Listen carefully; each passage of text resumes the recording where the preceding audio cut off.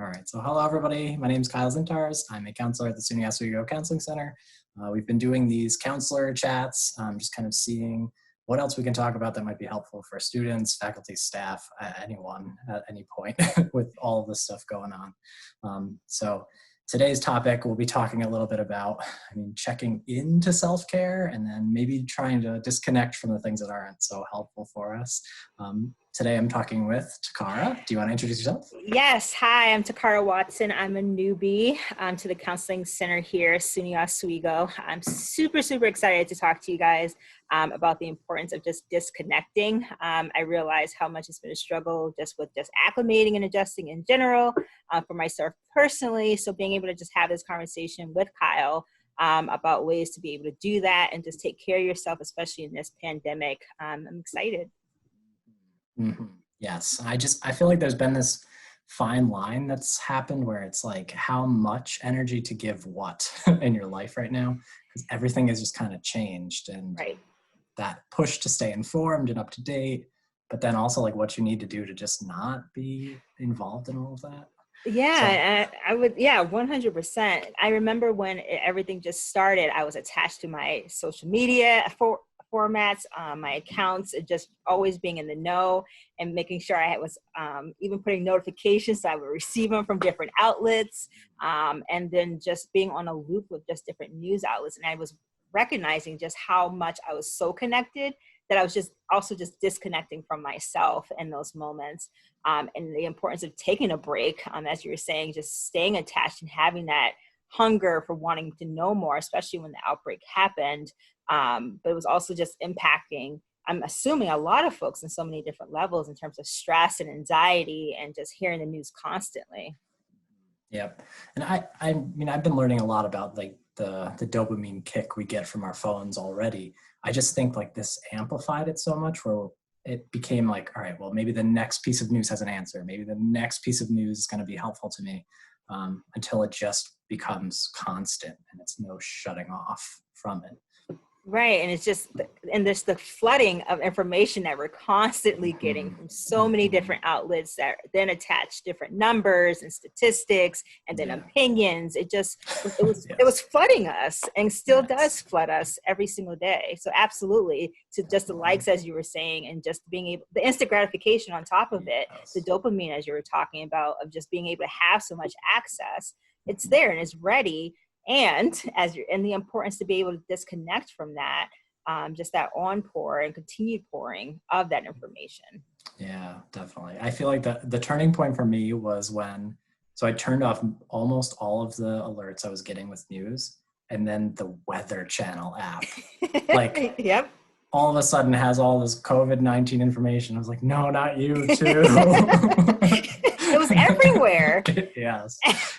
So I think that was the moment where I was like, all right, I think I have to bring things down a little bit and just kind of manage. Have you found anything that's been helpful for you that's like, might be useful for other people to try? Or? So when I finally came to the awareness and I took a step back and realized how much it was impacting me, especially in those really early days on when everything started, I would say being able to have really conscious moments throughout the day of saying, all right, Takara, you're only going to allow yourself maybe once a day for two minutes, whatever it may be. So giving myself a time limit on it to be able to attend to other things. Like literally, I didn't realize how much going outside to take a break and take a breath of fresh air was super important to me. And learning how to reconnect with just my loved ones in a different way. Because I realized in the beginning, especially just personally, I was so consumed and just wanting to know all the information that I was disconnecting from just my regular world that I was before this pandemic started. I realized the importance of my cat, and just how amazing she is. She's been a calming force, and I've been completely stuck on Nintendo Switch. I would say I'm a soft gamer. I wouldn't say I'm a pro by any means, but being able just to play certain games that are able to just provide focus and just be able to bring calm and just calm down the flooding that I experienced with Animal Crossing has been super, super helpful. And being able to just take those breaks and even starting to exercise as another outlet to release a lot of the energy and just a constant that I'm always on. How about you? Definitely. Along the same lines. I was talking with Ellen earlier today about this, but I went from dreading taking my dog Cooper outside because it's winter and miserable and terrible, to now I'm like, oh, and I get to just take him outside, even if it's for like 10 minutes, whatever. He's not doing anything. He's just kind of like smelling around, but I'm so much more appreciative of that time right now to spend with him, but even to be outside for like a little bit, that's been so helpful. So I've seen that kind of switch happen myself. But yeah, I think like those kind of distractions. So I'm on the verge of entering the Animal Crossing world. Yes. But I've been talking with students too about that. And I know we've had our conversations already. Absolutely. But, it seems like it's just a nice place to go to where you have full say in like the world you're creating, and it's calming experience. You're building something that means something. And I think like, I don't know, there's always that like backlash about games or whatever, but I do think it can be a nice place to go to for a little while where it's not all consuming in and of itself. Right. It grounds you so that you're not consumed with all the other stuff. Absolutely. And I would add just another thing that I've recognized, and I was talking about this earlier today, is just my love for music and how much I wasn't listening and in tuned as much as I was prior to this pandemic, and how being able to have music or a song or even an artist that's able to speak to what I'm either feeling or is able to provide some type of meditative state, like Janae Aiko's songs, one being Define Me, for instance, I was listening to last night. Just the quiet and peace of it also provides a different outlet to be able to place what I may be feeling to somewhere else in some artistic way. And I know you are all about crafts and making, and I know the visibility with Discord that you've been doing with, especially on Fridays with different things. Yeah. I've been trying, I think, to encourage people to do it where it's not like an assignment. It's not something that you feel like obligated to do, but it's something you choose to do, because the intention piece is so crucial in that. When you're choosing to do something, I think that allows like your body to respond differently to it than if you feel like it's obligated. So I mean, I'm drawn to creative outlets for that reason. It's something that, I don't go into anything with like the set plan. It just kind of comes as it comes, like whatever happens, and that's okay. So I've been hoping to spread that a little bit more, because I think this is a good time where like making stuff is really just like whatever needs to come out is going to come out. So embrace it, let it go, let it be somewhere else. Right. And just the piece of whatever's created is beautiful too. So not having the want for it to be whatever it may have been imagined, you're just creating in the process of creating as another outlet too. Is there, so I guess for you, because I know this is definitely like your realm and everything, are there certain activities or things that you would say is really helpful, especially with the onpouring of a lot of information, to be able to just, whew.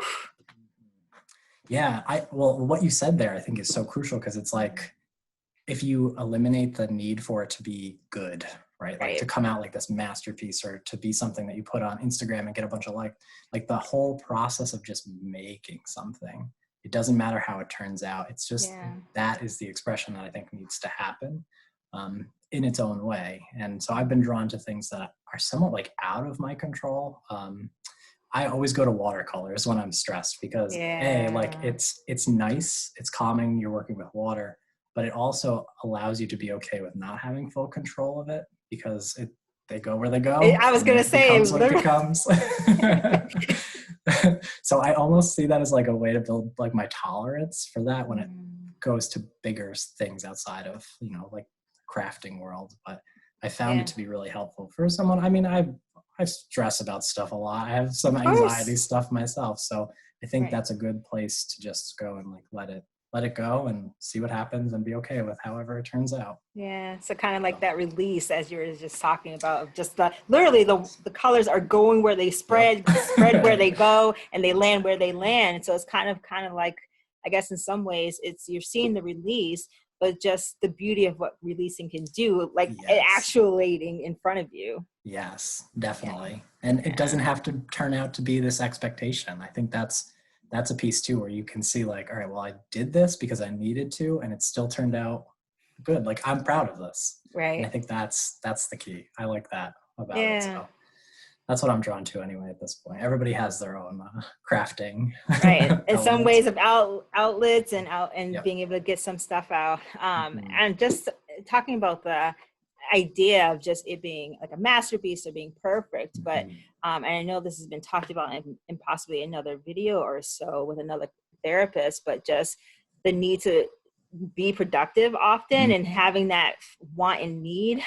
What you said to earlier of not making it feel as though it's another task or another chore that you have to do is another super, super important thing, Yep. especially when how everything has acclimated and adjusted to online distance learning, to this social distancing or physical distancing of being now connected to people on the computer like we are now, or through FaceTime or text messaging, to be able to, I guess, see it differently, of not so much as and putting in a mindset of, okay, this is not something else to check off of my task list, for Yes. instance. It's more so of this is something that's actually going to provide a sense of peace or light to what I'm doing in this moment. Yes, yes.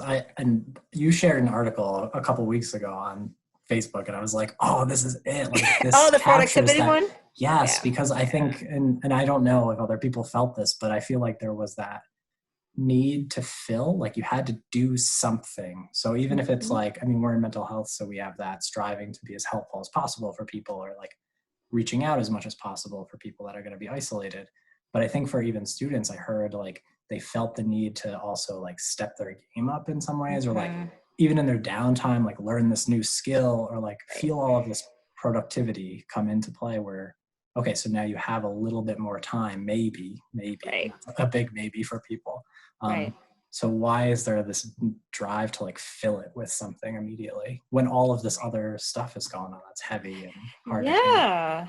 And speaking of, as we were saying, to take disconnect from social media, but talking about social media, there's Yeah. been this really, I guess, viral post that's been talked about. I talked about this actually with clients before, especially with all this happening of like, basically it says, if you haven't picked up a new hobby or achieved this goal, then essentially you're not on the grind, and and it's on you of why this is happening. But then haven't seen a really revised version of saying, if you haven't done X, Y, and Z, you're fine, because we are all in a collective experience right now, and you're coping and doing the best that you can. And that's basically something to be proud of, to be able to just prioritize your own mental health and well-being, which is not easy at this point, because just Nope. on our personal level, obviously we're feeling it, but then you have literally worldwide, people are responding with stress and anxiety and the unknowns of everything, and worry about loved ones. And as you were saying, the big maybe of if they're able to have any free time, because they're going back home and they may have be entering into roles of caretakers. Yeah. So there's so much else to be appreciated for what people are collectively experiencing on so many different levels. Definitely. And I think that's something to, even if people just start looking at the stuff that's changed for them. And I mean, the new roles that a lot of us have taken on, we're not playing the same part that we were before. And our schedules are upended, our routines are off. We're probably in different places than our life could Yeah. have been before. And I think it is good to call attention to those moments of like, all right, I am doing all of this through a global pandemic. Like that Right. is that is achievement enough. Like, oh, so yeah, I think even easing that, because I don't know, it's interesting how that came into the picture despite all of this. Like we have to add to it or something. Right. Yeah. Because what we're going through is literally historical, and will be talked about years on out. Mhm. And the fact that we're coping as much and as we're able to during these times, just in terms of being able to do that, I would say is beyond Oh, at this point, because there's a lot going on. And in days that you're not okay, and it's hard to even implement self-care, even giving self a lot of grace and forgiveness, Yes. because there's so much going on. I'm so glad you brought that up, because that forgiveness piece, the guilt that I've heard from students about what they feel when they don't get to their homework, when they don't practice something for self-care like exercise or like whatever, they just feel so drained on a day, but then it adds to it when they feel so much guilt about that experience. Right. But like you said, that forgiveness, like this is where you're at and this is what you're capable of doing right now. Totally okay, totally understandable and reasonable. And I honestly, even just practicing that, like allowing myself to have the downtime of like, all right, there's no way I'm going to be productive right now. So what can I just do? If it's laying here, cool. That's your job. And that is your job in that moment. That's it. Yes. And I've felt that ease up quite a bit, because I think the guilt piece does come in. Like, am I doing enough? Yes, it's you are constant. Yes, and it's constant. It's like this invisible weight to just constantly be, whatever that may be, to be up to the standard that was created even on a higher level of productivity, whatever that means, right? But just it changes and differs day to day, and where you are at that day is something to just give a lot of accolades to. Definitely. Yes. I think tracking that in some ways too, because like I feel like we have to sometimes remind ourselves of what we're doing, because it's very easy to slip into just taking it for granted as like, well, this is what's supposed to happen. But it still is something. It's something to either be proud of or something that like is taking energy to do. Yeah, even to the simple, what some may say is simple, while others will say is not. And I'm going to be, it just personally, I struggled with was finding a schedule and starting a routine and finding out what this new normal is. It took a bit for me personally of just being able to find a schedule that worked, since we're working from home now. So just being able to have a morning routine of, okay, I'm going to wake up, have breakfast, do this, whatever it is. And then some days not having that and not working how you're supposed to, and having that forgiveness and grace is also super important too, because this is a situation that is going to have a lot of ups and downs, and knowing that and being aware of it and not having the criticism for self of feeling like I should have done better. Yep, definitely. Yes. Oh, so important to just kind of like let yourself off the hook for that. And I know, embrace what you're doing as okay. And it's hard. It's super hard. It is. I feel like, especially with just talking with students and them being in home and at their homes, some of them in their campus dorms still, but more isolated, and like obviously like the reaching out and connecting with people is important. But I also think there's like some sense of, okay, is it helpful for me right now? Is this something I need to do? I know we've been talking a lot about this idea of like Zoom meetings, as we have kind of like wearing on us. It's tiring sometimes to do this all the time. And I think I can imagine, like, especially with screen time being up, I got a notification on my phone like, your screen time for the week is up 4,000%. Thank you for telling me. Thank you for letting me know that. I was aware. Now I have a number and percentage attached to it. But even that stuff, I think like it's good sometimes to just step away from it all, and just, I think to go back to what you said at the beginning, just being like with yourself in the environment that you're in and connecting with what's around you in that way. It's going to be really helpful. Yeah, and as you were saying, with students, I've been hearing clients talk about just how much you're experiencing eye strain from constantly staring at the computer for so long, and then going back to the productivity piece of feeling like they can't disconnect because there's always something that they could be doing, if it's a reading or preparing for another assignment, and the impact being that their eyes are hurting, they're having eye strain and getting headaches, and just the importance of being able to take a break and allowing yourself to rest your eyes. So even being able to do that, and I know the typical self-care that a lot of people think about is like having spa days and stuff like that, but being able to literally say, you know what, I'm just going to give myself 15-20 minutes to make, or longer, which I was definitely needed too, to be able to disconnect from the computer so I can rest myself and literally rest my eyes is definitely essential, especially with this online distance learning. Yep, 1,000%. Because it has been strange going to things that I used to go for self-care. Because like there's a lot of YouTube channels and stuff that I've always found like really helpful. It's just hard when you finish an entire day of work on the computer, talking with people all day, and then you close those screens and whatever, and then you open up a new screen to do self-care. But like, I think sometimes it's like, all right, well, maybe I do need just a break from this. Mm-hmm. Go for a walk or like sit somewhere and just kind of listen to music. I think like anything like that to just kind of take off that added pressure. Yeah. Yeah, the eye strain is real. It's like real. my frown lines are like from squinting at everything all the time. So I hear you. Yeah, and I realized just talking what you were saying, Kyle, about going from one screen, which is whatever it may be, to another, one be it maybe work related, and then going to another screen, and you're like, ugh. I realize it's not even as fulfilling, and it's not as self-care, and I'm recognizing that maybe my mind is registering that you're still in front of a screen, so therefore it's work related and it's not something to actually relax you. So doing those other activities, like you were saying, that's completely disconnected from what your mind may relate to being work related is needed, or even stress related, like I was saying earlier, with just scrolling of social media and what that means and news outlets. So absolutely. Yeah. I think Kate had brought this up at one of our meetings, but just those like symbolic acts of bringing closure to something can be really important. Yeah. And I think the same thing can be true. So if you're like on your computer all day, even just like closing it or shutting it down to start it back up again and do something else, but having those kind of routines that allow you to transition out of something to break that. Because our brain obviously gets very confused. It's like, all right, so now everything is on the computer as well. Right. So all the good stuff is also work. And yeah, so having some time away or something to transition. Yeah. So What, having that, that's whatever, it could be a subtle transition to whatever it may be, is super, super important.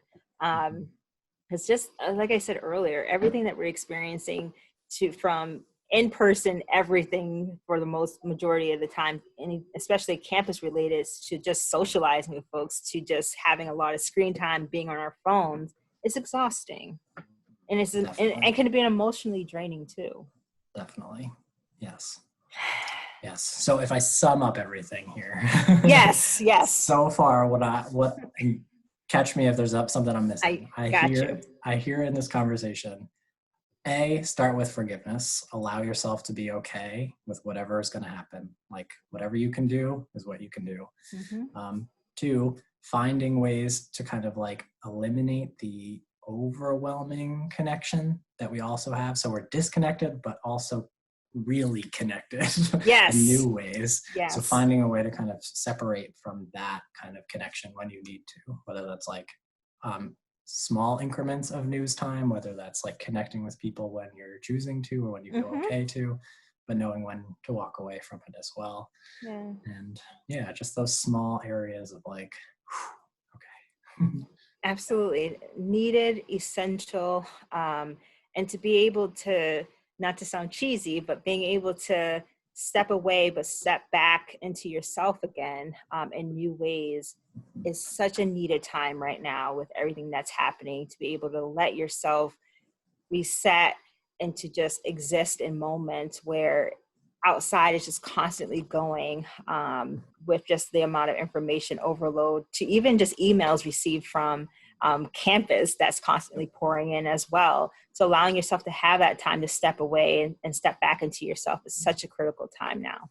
Yep, definitely. Yeah, I like that a lot, because then you're not just continually burning yourself out. Stepping away allows you to, I think, refresh and come back to that stuff where you'll be able to handle it very differently.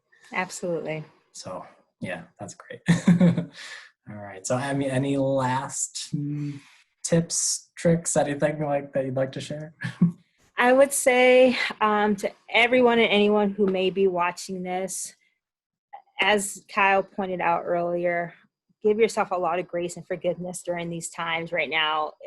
Like I said earlier, it's historical what we're going through, what we're experiencing, to be able to let yourself exist in whatever experiences you may be going through without expectation of what it should be.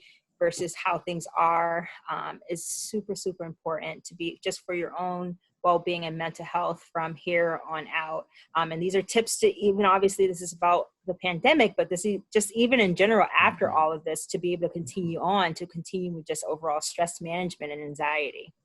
Yes, definitely. Wow, that well said. I mean, that captured like our whole conversation in a nice, concise sentence. I like it. I like it. So yes, forgiving, accepting.